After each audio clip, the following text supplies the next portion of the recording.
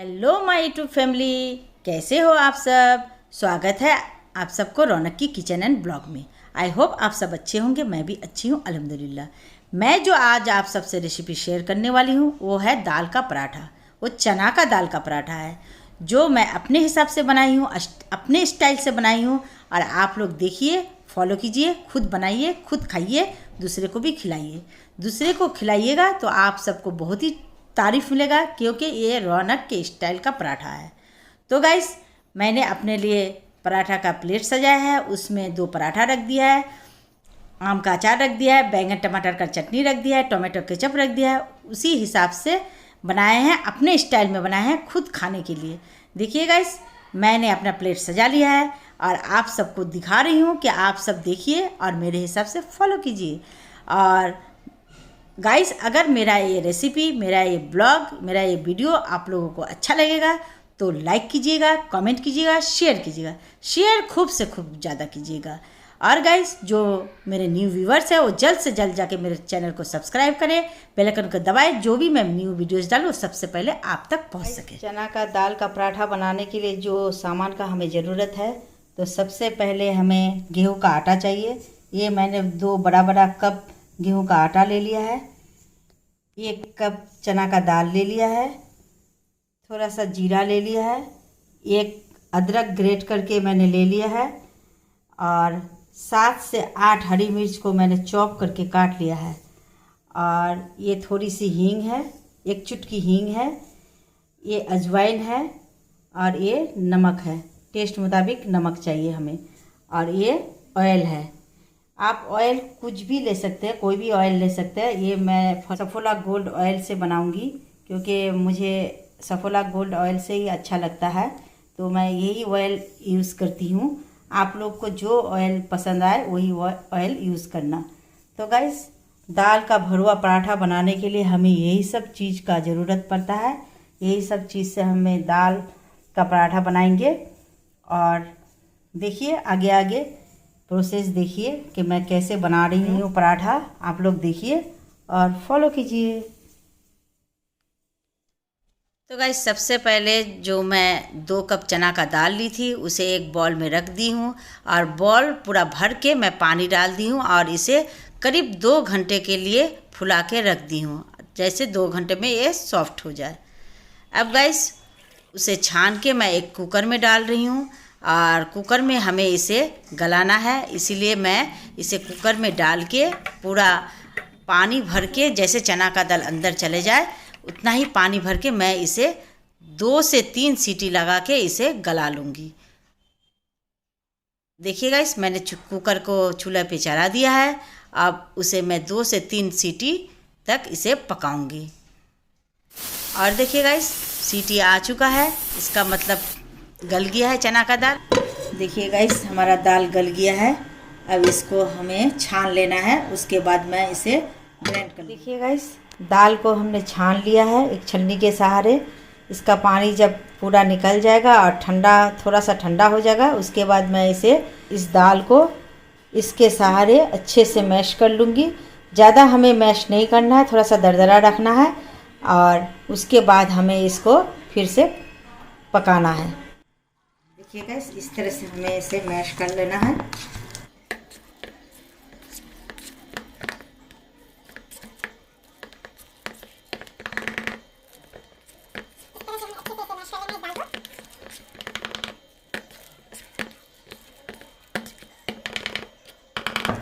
देखिएगा, इस मैश हो चुका है। अब इसको हमें कढ़ाई में पकाना है। सबसे पहले मैंने गैस के ऊपर कढ़ाई को चढ़ा दिया है, अब इसे गर्म होने के लिए दिया है। देखिएगा, इस कढ़ाई हमारा गर्म हो चुका है। अब इसमें मैं ऑयल डाल दूंगी। करीब 2 बड़े बड़े चम्मच मैंने ऑयल डाल दिया है। देखिएगा, इस ऑयल गर्म हो चुका है। अब इसमें मैं सबसे पहले जीरा डाल दूंगी। जीरा फ़ौरन डाल दूंगी।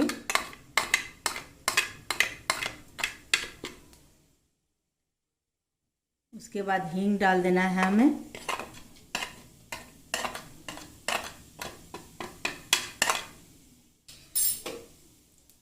इसे हल्का सा हमें भूनना है, करीब 10 से 20 सेकंड तक।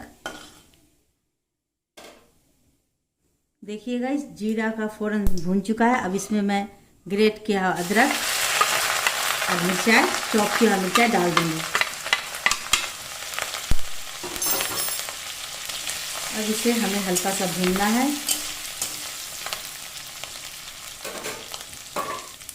अब इसमें हमें अजवाइन हाथों के सहारे क्रश करके हमें डाल देना है। अब इसे हल्का सा हमें भूनना है।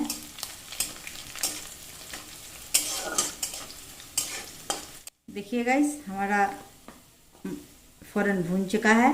अब इसमें हम पिसा हुआ दाल इसमें डाल देंगे।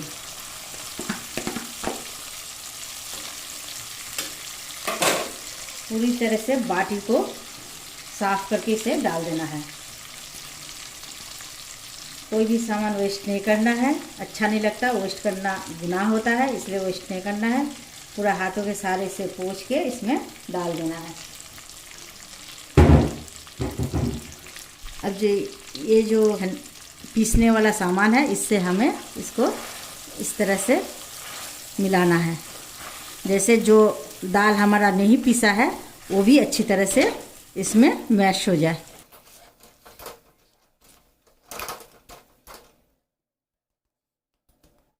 अब इसे भी अच्छी तरह से हमें इस सामान से इस दाल को निकाल लेना है।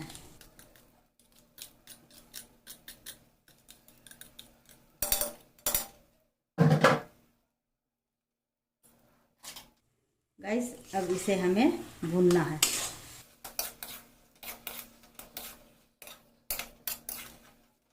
अब इसमें टेस्ट मुताबिक हमें नमक डाल देना है।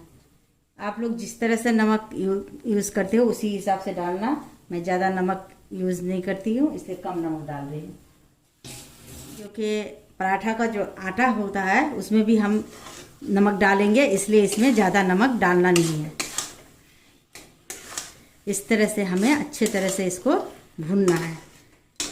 मीडियम फ्लेम पे हमेशा भूनना है, हाई फ्लेम पे नहीं भूनना है। हाई फ्लेम पे भूनने से ये जो दाल है ये कढ़ाई पे लग जाता है, इसीलिए हमें मीडियम फ्लेम पे ही भूनना है।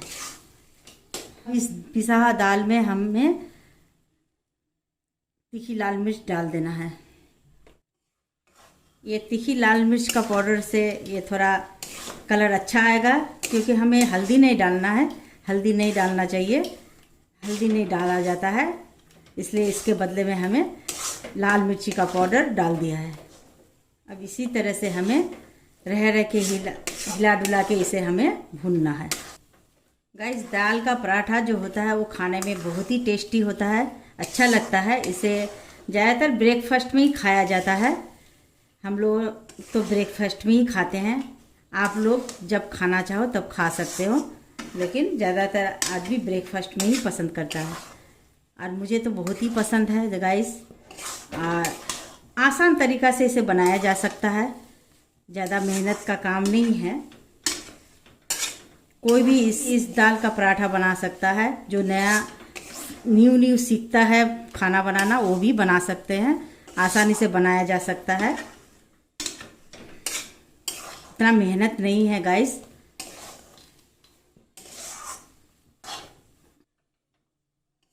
गाइस, इस पिसी हुई दाल में जो जो सामग्री दिया जाता है, जैसे हींग हुआ, अजवाइन हुआ, अदरक हुआ, मिर्चाई हुआ, सबका अपना अपनी एक फ्लेवर है।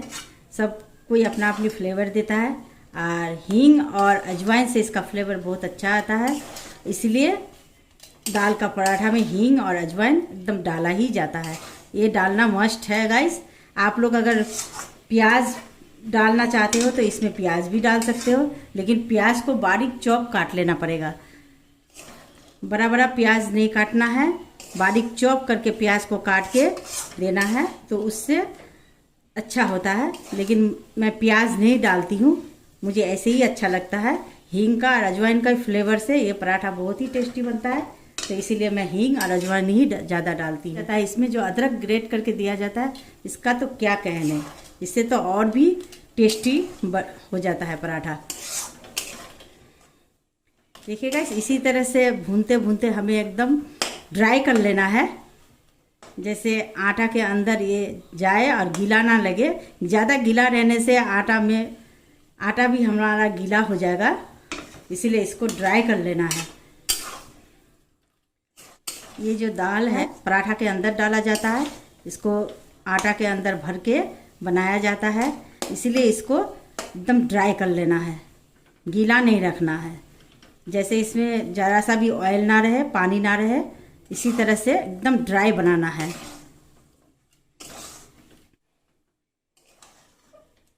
देखिए गाइस, इसी तरह से छन्नी के सहारे चलाते चलाते हमें ड्राई कर लेना है। देखिए गाइस, मेरा का पिसी हुई दाल है वो बिल्कुल ड्राई हो चुका है।